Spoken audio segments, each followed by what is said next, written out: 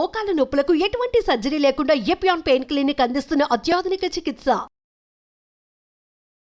మనం చూస్తున్నామండి మోకాల నొప్పుల ప్రాబ్లం. అది చిన్న పెద్ద తేడా లేకుండా ప్రతి ఒక్కరిలో కామన్ గా చూస్తున్నాం. మన ఇంట్లో వాడే కొన్ని ఐటమ్స్ వల్ల మనకు మోకాల నొప్పులు వస్తాయంటే మీరు నమ్మగలుగుతారా? ఈ విషయాలను తెలియజేయడానికి మనతో పాటు ఉన్నారు BHMS homeo physician doctor Chetan Raju గారు. సో సార్ ద్వారానే ఈ విషయాలను తెలుసుకుందాం. నమస్తే సార్. నమస్తే సార్. సార్ ఫస్ట్ స్టార్టింగ్ అంటే చాలా మందికి మనం రెగ్యులర్ గా మనం మాట్లాడుతున్న విషయమే. రెగ్యులర్ గా అంటే చాలా మందికి మన ఇండియాలో నియర్లీ 60% పీపుల్స్ కి మోకాల నొప్పులు ఉన్నాయి. అది కూడా మన ఇంట్లో కొన్ని మనం వాడుతున్నవి అందం కోసం మనం ఇవి చేస్తాము. అవి కూడా చెప్తా అన్నారు. అసలు చాలా ఇంట్రెస్టింగ్ గా ఉంటుంది అని చెప్పేసి కూడా అన్నారు టాపిక్. సో వాటి గురించి మన ప్రేక్షకుల కోసం ఇప్పుడు చూడండి, ఒక 50 ఏండ్లు బ్యాక్ పోండి మీరు. ఎవరికి ఉంటుండే మోకాల నొప్పులు? ఎవరైతే 50 ఏండ్ల కన్నా ఎక్కువ వాళ్ళ వయసు ఉంటుంది వాళ్ళకు స్టార్ట్ అవుతుండే. ఇప్పుడు మనం ఇంతకుముందు డిస్కస్ చేసినాము, ఏంది 30 ఏండ్ల వాళ్ళకు కూడా వస్తుంది, 29, 28 ఏండ్లు ఉన్నారు వాళ్ళకు వస్తున్నాయి మోకాల నొప్పులు. అండ్ మోకాల నొప్పులే కాదు, ఎడమ కాళ్ళలో నొప్పులు, పిక్కల్లో నొప్పులు, పాదాల కింద నొప్పులు, పాదాల కింద మంటలు, ఇవన్నీ వస్తున్నాయి. అండ్ మన క్లినిక్లో కూడా కేసెస్ ఇవి ఎక్కువ వస్తున్నాయి. అండ్ దీనికి వెరీ ఇంపార్టెంట్ రీజన్ నేను ఇవాళ ఎక్స్ప్లెయిన్ చేస్తాను. ఇప్పుడు 40% మంది మన దేశంలో సిటీస్లో ఉంటారు. 60% మంది ఇప్పటికీ ఊర్లలో ఉంటున్నారు. ఈ సిటీలో ఉన్న వాళ్లకు మీరు చూడండి, గమనించండి, ఎక్కువ ఉంటాయి మోకాల నొప్పులు వాళ్ళతో పోల్చుకుంటే. అంటే అక్కడ 100లో ఒక 10 మంది ఊర్లలో ఉండేటోళ్ళకు మోకాల నొప్పులు ఉంటే, యంగ్స్టర్స్లో సిటీలో 100 మందిలో 30 మందికి మోకాల నొప్పులు ఉంటాయి. ఎందుకు? ఇప్పుడు మనం అసలు ఊహించము. నేను సింపుల్గా చెప్తాను మీకు. మనము ఇప్పుడు ఇల్లులు కట్టుకుంటున్నాం. అండ్ ఇల్లులు కట్టినప్పుడు మనం ఏం చేస్తున్నాం? ఇప్పుడు ఫ్లోరింగ్ దేంతో వేస్తాం? Marble flooring, granite flooring, vitrified tiles flooring, ఇవి వేస్తున్నాం ఇప్పుడు. అంటే ఇంతకుముందు మనం ఇంట్లో బండలు ఉంటుండే, ఈ తాండూరు బండలు, నార్మల్ బండలు, నల్ల బండలు. ఆ బండలు అనీవెన్ ఉంటుండే. మీరు చూడండి, ఇంత పాలిష్ ఉండకపోతుండే. అయితే ఈ పాలిష్డ్ బండలు ఎప్పటి నుంచి మనం వేస్తున్నాం, ఈ పాలిష్ టైల్స్ ఎప్పటి నుంచి మనం వేస్తున్నాం, అప్పటి నుంచి మోకాల నొప్పులు, పాదాల కింద నొప్పులు, ఎడమ కాళ్ళలో నొప్పులు, ఈ కేసులు పెరిగిపోయినాయి. ఎందుకు పెరిగినాయి అంటే, ఇప్పుడు ఇంతకుముందు మనం బేర్ ఫీట్ నడుస్తుండే, బయటికి పోయినా మనం బేర్ ఫీటే వెళ్ళిపోతుండే. అప్పుడు మట్టి ఉంటుండే, పక్కా రోడ్లు కూడా ఉండకపోతుండే. అండ్ యాక్చువల్గా మనిషి కూడా ఒక జంతు. మన ఫీట్ ఏదైతే ఉంటాయి కదా, దాంట్లో ఆర్చెస్ ఉంటాయి. ఆర్చెస్ అంటే ప్రెషర్ పాయింట్. Okay sir. ఇప్పుడు ఒక్కొక్క కాడ ఇంత ప్రెషర్ పడాలి. కానీ ఎప్పుడైతే మనం ఈ టైల్స్ వేసుకుంటాం కదా, ఇప్పుడు ఇవి పాలిష్డ్ ఉంటాయి, మెరుస్తాయి. మీరు కింద చూడండి, మీ ఫేస్ కూడా కనిపిస్తుంది. కరెక్ట్. సో అప్పుడు ఏమవుతుందంటే, ఎక్కడెక్కడ వెయిట్ పడాలి మన పాదాలు ఎప్పుడైతే మనం పెడతాం, అక్కడక్కడ కరెక్ట్ వెయిట్ డిస్ట్రిబ్యూషన్ అనేది ఉండదు.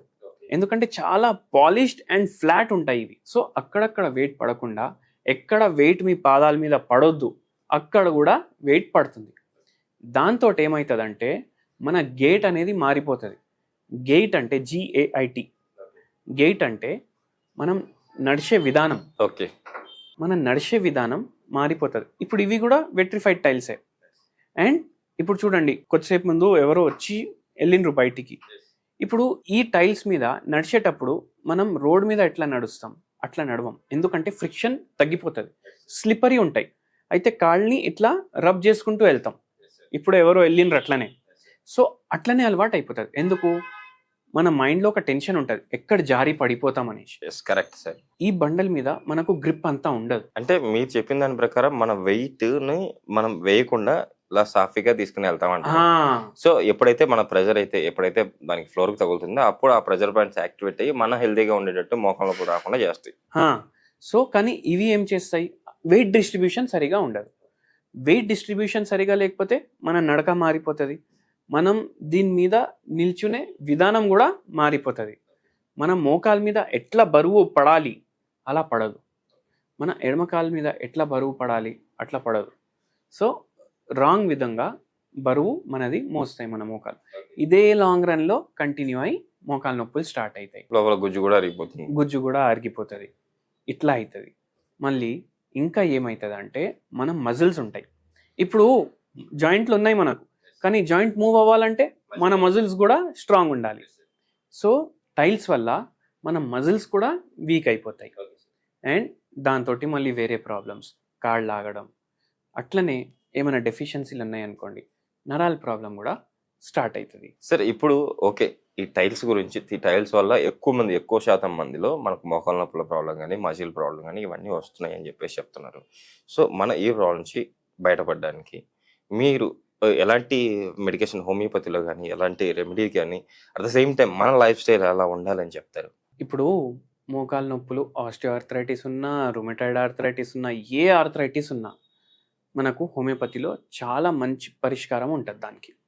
సో వీటికి మనం హోలిస్టిక్ సిస్టమ్ ఆఫ్ మెడిసిన్ కాబట్టి పేషెంట్ మన దగ్గర వస్తే మనం ట్రీట్మెంట్ ఇస్తాము. అది కాకుండా ఇప్పుడు మీరు ఇంట్లో టైల్స్ వేసుకున్నారు షో కోసం, మీరు ఏం చేసుకోవచ్చు అంటే ఇప్పుడు ఈ కార్పెట్లు వస్తాయి కదా, అవి వేసుకోవాలి కొంచెం. లేదంటే అది మేము అఫోర్డ్ చేయలేం బై, 10,000 15,000 ఎక్కడ పెడతామంటే రబ్బర్ చెప్పులు కొనుక్కోండి. రబ్బర్ చెప్పులు ఇంట్లో వేసుకొని ఉండండి, కొద్దిగా వాకింగ్ ఏమో కరెక్ట్ అవుతుంది. ఓకే, అదొకటి. మళ్ళీ ఇంకో పెద్ద ప్రాబ్లం ఏంటంటే ఇప్పుడు మనం రబ్బర్ చెప్పులు కానీ కార్పెట్లు కానీ ఎందుకు అంటున్నామంటే మన బాడీలో మన గుజ్జు ఉంటుంది కదా, అది షాక్ని అబ్జార్బ్ చేస్తుంది.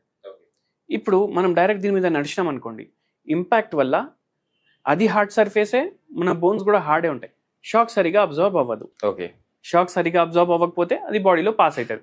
ఇప్పుడు మనం బండి మీద పోతాం, మన బండికి షాక్ అబ్జార్బర్లు ఉంటాయి కదా, అవి ఏం చేస్తాయి, మనం గుంతల్లో పోయినా స్పీడ్ బ్రేకర్ల మీదకి వెళ్ళిపోయినా అది జర షాక్ని అబ్జార్బ్ చేస్తుంది, కింది పైన అవుతుంది బండి.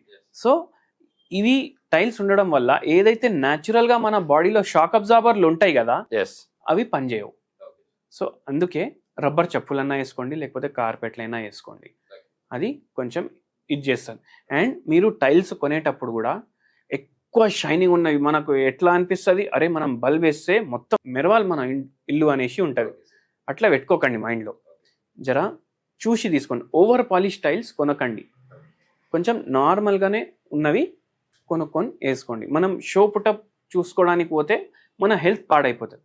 మళ్ళీ ఇంకోటి ఏమవుతుంది అంటే దీంట్లో ఇప్పుడు కిచెన్స్ ఉంటాయి కదా, ఇప్పుడు ఇంతకుముందు వంటింట్లో ఇట్లా మాడ్యులర్ కిచెన్ ఇవన్నీ ఏం ఉండకపోతుండే, ఇప్పుడు మాడ్యులర్ కిచెన్ ఉంటుంది, మళ్ళీ దాని మీద కూడా మనం గ్రెనైట్ టాప్ వేస్తాం.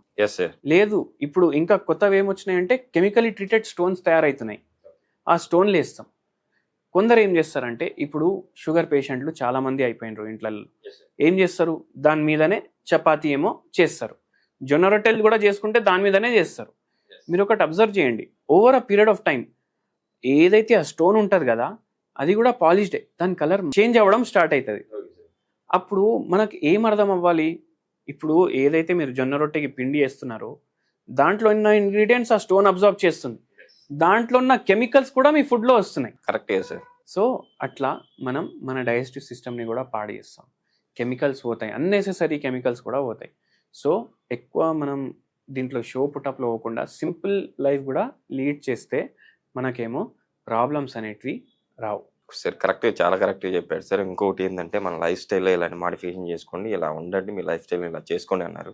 సో మనకు మన ప్రజల కోసం home remedy and homeopathy medicine చెప్తే కూడా బాగుంది. హోమ్ రెమెడీ నేను ఒకటి చెప్తాను. ఒక ఆకు ఉంటుంది, ఆ ఆకు చాలా ఈజీలీ అవైలబుల్ కూడా ఉంటుంది, దీన్ని పారిజాత ఆకులు అంటారు. ఇవి ఏం చేయాలంటే కొన్ని తీసుకోవాలి, కొన్ని తీసుకొని వాటర్లో బాయిల్ చేసి కషాయం లాగా చేసుకోవాలి.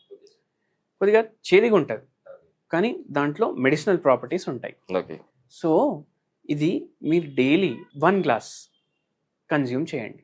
బ్రేక్ఫాస్ట్ ముందే, టిఫిన్ చేసే ముందే కన్జ్యూమ్ చేయండి. కన్జ్యూమ్ చేస్తే మీకు కొద్దిగా నొప్పుల్లో రిలీఫ్ వస్తుంది. అది పూర్తిగా రివర్స్ అవ్వాలి కండిషన్ అంటే హోమియోపతికి మెడిసిన్ ప్రిఫర్ చేయండి. మన దగ్గర కూడా చాలామంది పేషెంట్లు వస్తారు. అండ్ ఒక హోమియోపతి మెడిసిన్ కూడా చెప్తాను రిలీఫ్ గురించి. సో కెల్కేరియా ఫ్లోర్ అనేసి ఒక మెడిసిన్ ఉంటుంది, 1 potency, 5 drops 1 cup of water. నొప్పులు కొద్దిగా ఎక్కువన్నాయంటే 2 సార్లు తీసుకోండి డైలీ.